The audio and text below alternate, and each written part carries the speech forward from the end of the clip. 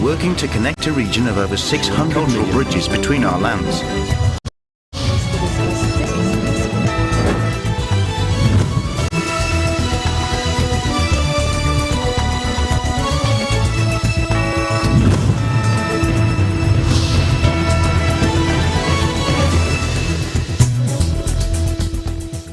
Hello and welcome to ASEAN in Focus. I'm Maricar Velasco, delivering to you the latest news in and around the ASEAN region. On today's headlines.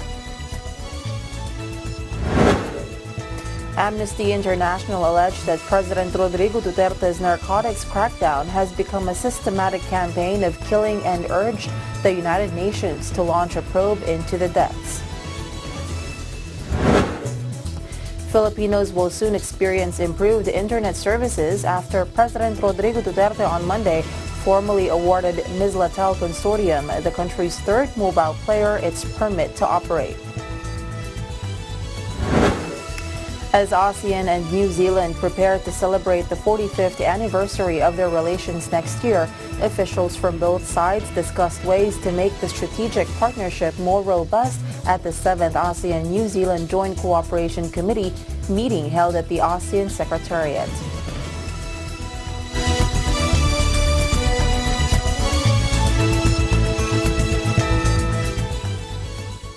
Amnesty International alleged that President Rodrigo Duterte's narcotics crackdown has become a systematic campaign of killing and urged the United Nations to launch a probe into the deaths.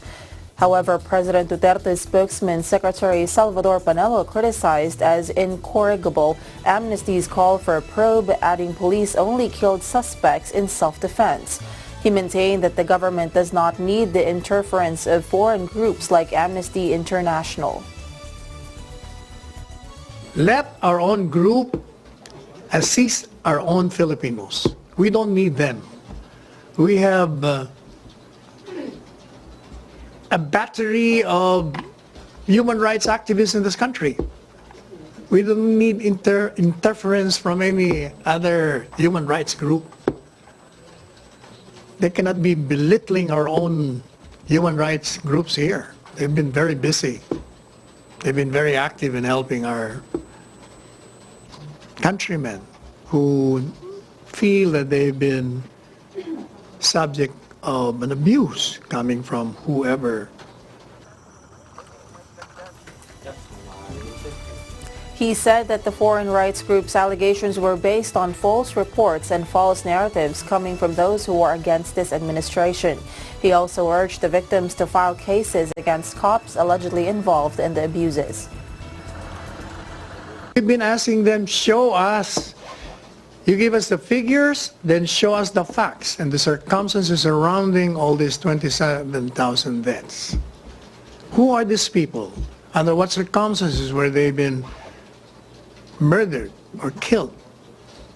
But they cannot present, simply because they accept false reports and false narratives coming from those who are against this administration.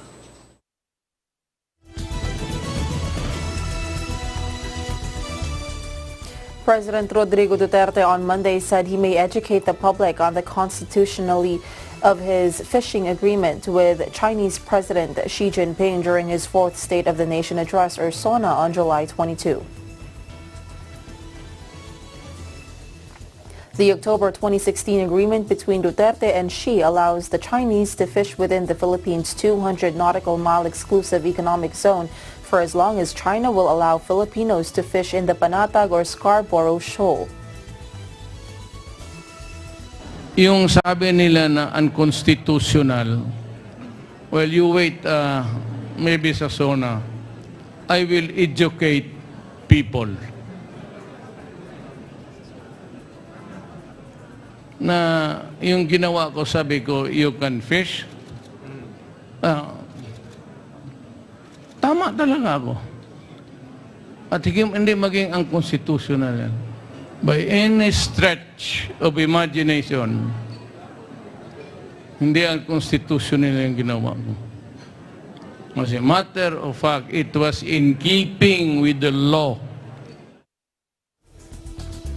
Duterte said Supreme Court Senior Associate Justice Antonio Carpio's remark saying he committed a constitutional infraction by allowing Chinese to fish within Philippines' EEZ has not been studied. Pero kung sabihin mo I committed a constitutional infraction because I allowed the Chinese fishermen to fish, hindi nila pinag-aralan talaga.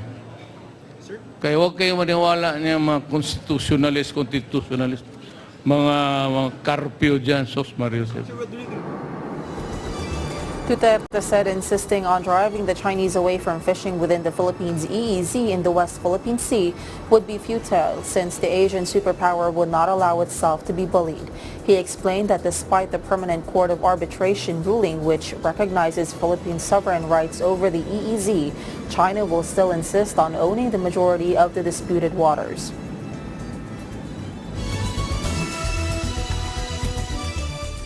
President Rodrigo R. Duterte on Monday night said there is a need to change the Constitution even if it is a shift into a federal system of government or not. Duterte made this remark after announcing that he will be endorsing Taguig Representative Alan Peter Cayetano and Marinduque Representative Lord Alan Velasco as next speakers of the House of Representatives under a term-sharing agreement. He said later Representative Martin Romualdez, who has also vied for the House Speaker post, would be the next majority leader in the lower chamber. Duterte earlier said he will no longer insist on pushing for federalism but would still prefer to make changes in the country's charter. Earlier, presidential spokesperson Salvador Panelo said there was still hope for federalism since Duterte still had 3 years left before the end of his term.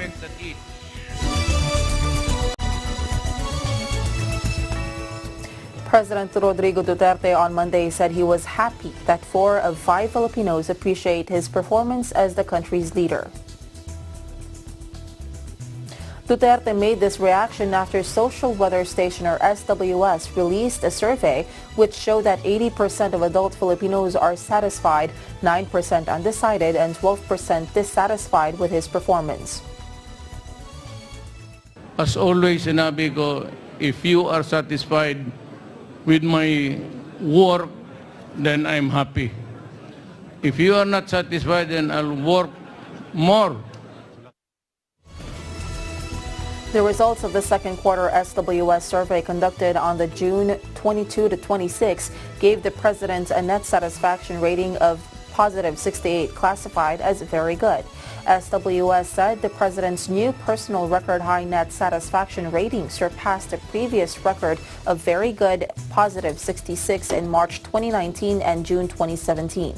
The pollster cited that the 2-point rise in Duterte's net satisfaction rating from March 2019 to June 2019 was due to an increase in balance Luzon up by 9 points, offset by declines in Mindanao down by 7 points, the Visayas down by 3 points, and Metro Manila down by 2 points. The June 2019 SWS used face-to-face interviews of 1,200 adults nationwide. Duterte, meanwhile, defended himself from critics who claimed that his 2016 verbal agreement with Chinese President Xi Jinping to allow Chinese to fish within the Philippines' exclusive economic zone as long as China will allow Filipinos to fish in the Panatag Scarborough Shoal is unconstitutional. Tell the people now, sa mga kababayan ko, wala akong kasalanan dyan sa Constitution. Maniwala kayo.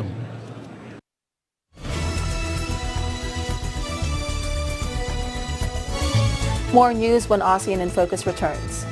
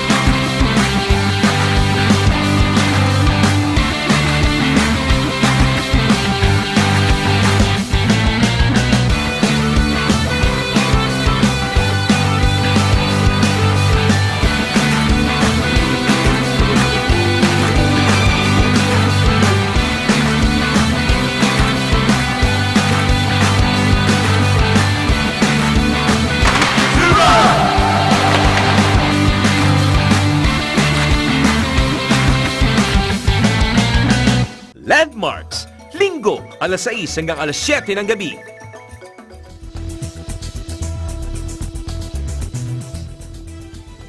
Filipinos will soon experience improved internet services after President Rodrigo Duterte on Monday formally awarded Ms. Latal Consortium, the country's third mobile player, its permit to operate. Ms. Latal Consortium, a group led by Davao-based businessman Dennis Uy, is composed of Udena Corporation, Chelsea Logistics, Infrastructure Holdings Corporation, and China Telecommunications Corporation. Udena and Chelsea would control 60% of the venture, while China Telecommunications will have the remaining 40%. In a ceremony at Malacanang Palace, Duterte handed the permit to operate or certificate of public convenience and necessity to Uy. Information and Communications Technology Secretary Gringo Honasan witnessed the handover of the permit to operate. Duterte in his speech described the entry of Ms. Latal Consortium as a milestone in government efforts to provide fast, reliable, secure, and more affordable telecommunication services to the public. He urged Ms. Latal Consortium to break the prevailing duopoly in the telecommunications industry and fulfill their commitment to provide better telco services to Filipinos. The president also encouraged Filipinos to take advantage of the opportunities that will arise from a better telecommunications industry. The awarding of Ms. Latal Consortium's permit to operate comes after it complied with the requirements of 10 billion pesos in additional paid-in capital and the submission of performance bond. According to a release from Ms. Latal Consortium, it will first conduct a pilot user program late this year to test the network. Ms. Latal Consortium will launch only 4G services and will no longer offer legacy 2G and 3G systems. Earlier, it vowed to offer 55 Mbps of internet speed that covers 84.01% of the population in 5 years and 27 Mbps in the first year alone.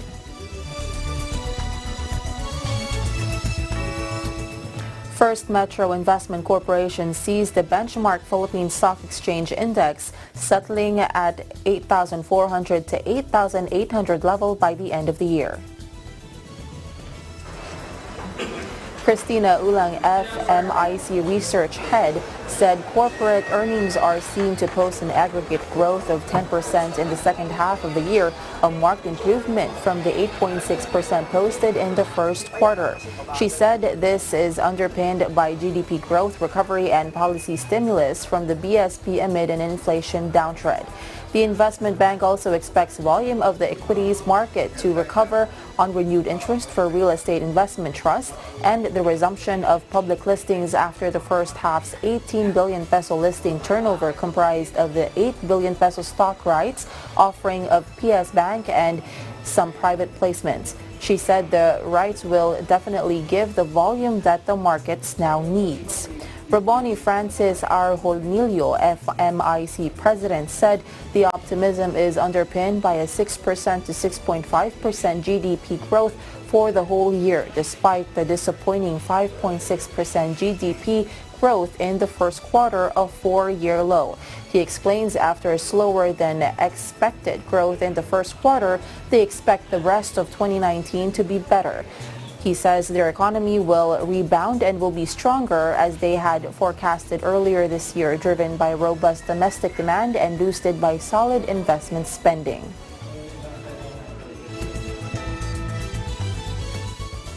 As ASEAN and New Zealand prepare to celebrate the 45th anniversary of their relations next year, officials from both sides discussed ways to make the strategic partnership more robust at the 7th ASEAN-New Zealand Joint Cooperation Committee meeting held at the ASEAN Secretariat on the 5th of July. Noting that 2020 marks the 45th anniversary of ASEAN-New Zealand dialogue relations and the 5th anniversary of ASEAN-New Zealand strategic partnership, ASEAN expressed appreciation to New Zealand for the enduring partnership and cooperation and looked forward to working closely with New Zealand to take the relations to a greater height. Both sides reviewed the implementation of the plan of action to implement the joint statement for ASEAN-New Zealand strategic partnership 2016 to 2020. They agreed to reinforce cooperation in areas of mutual interest, including the support for the implementation of the Master Plan on ASEAN Connectivity 2025 and the Initiative for ASEAN Integration Work Plan 3 to narrow the development gap within ASEAN. Both sides also exchanged views on the future direction of ASEAN-New Zealand dialogue relations. And moving forward, both sides look forward to the drafting of a new 5-year plan of action next year to focus on strengthening the partnership through focused areas of cooperation such as trade through the ASEAN-Australia-New Zealand Free Trade Area, food and agriculture, renewable energy, and governance and public sector leadership. Other areas of cooperation include good regulatory practices, climate change and environmental issues, disaster management, educational exchanges, smart cities development and collaboration with the ASEAN Smart Cities Network, and connectivity, including working towards an ASEAN-New Zealand Air Services Agreement.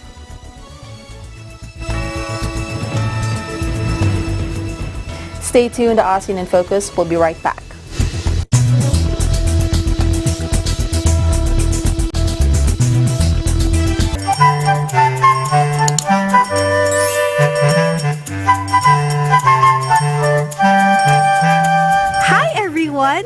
Word Hope will be having all new episodes very soon.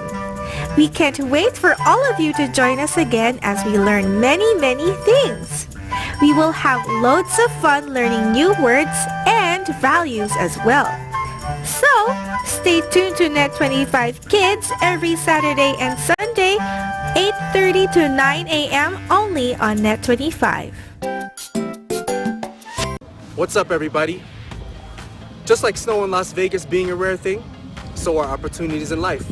So whenever they come around, seize the moment. Tune into Digital Nest on Tuesdays and Thursdays at 7:30 p.m. only on Net25. I'm Ahmed Santos, your EBC correspondent, always one with 25. Peace!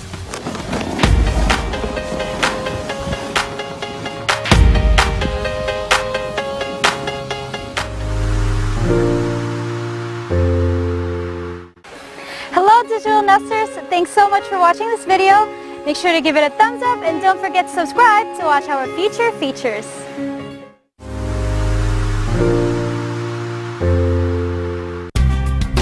Mga maiinit na balita mula sa iba't ibang bahagi ng Pilipinas. Ang balitaang pumapagaspas. Saan bang panig ng bansa? Kasama si Nelson Lubao. Mga armas naman na kumpiska ng PNP sa isinagawang Oplan Katok. Layunin ng programa na bigyang pugay at kilalanin ang kahalagahan ng isinagawang ika-4 na Provincial Joint Security Coordinating Center. Bayan ng Lila Bohol na resulta ng pagkamatay ng isa sa mga driver. Nasa 452 na ang mga armas na nakatago sa police vault. Agila, Pilipinas! Lunes hanggang Biyernes, alas 10:30 ng umaga. Dito lamang sa Net25.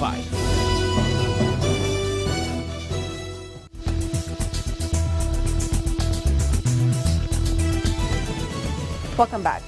At the launch of a high-level dialogue on environment and climate change in Bangkok yesterday, senior officials from ASEAN and the European Union reaffirmed the commitment to strengthen cooperation between ASEAN and the EU on shared regional and global challenges related to protection of the environment and climate change. Ms. Astrid Schollmaker, Director of Global Sustainable Development at the European Commission's Directorate General for Environment, and Mr. Hazri Hassan, Director for International Policy at the Ministry of the Environment and Water Resources, who also represented Singapore as the ASEAN-EU country coordinator, delivered the joint opening statements. As agreed in the joint statement of the 22nd ASEAN-EU ministerial meeting in January 2019, the dialogue will provide space for exchanges of best practices and lessons learned, assess advancing progress towards relevant environmental and climate goals and designing enabling conditions at regional scale. At the meeting, ASEAN and the EU approved the jointly adopted objectives and working arrangements for the dialogue as a new milestone in their relationship, building the foundation for further growth and exploring new joint projects on environment and climate change. The officials then discussed the main areas of cooperation, which addressed mitigation, adaptation, long-term strategies, and sustainable finance in relation to climate change. They also discussed other environment issues, conservation of natural resources, water and biodiversity, waste management, plastic and marine litter. Further, sustainable cities and communities addressing smart green ASEAN cities and focusing on smart solutions enabled by digitalization and use of technologies were deliberated. One highlight in this regard was the presentation of the executive summary of findings and recommendations of a recently conducted regional gap analysis on the state of circular economy for plastics in ASEAN member states. The analysis, conducted by a team of experts from the Institute for Global Environmental Strategies, developed a knowledge base for follow-up actions by the EU to inspire and assist circular economy approaches to plastic issues in the ASEAN region.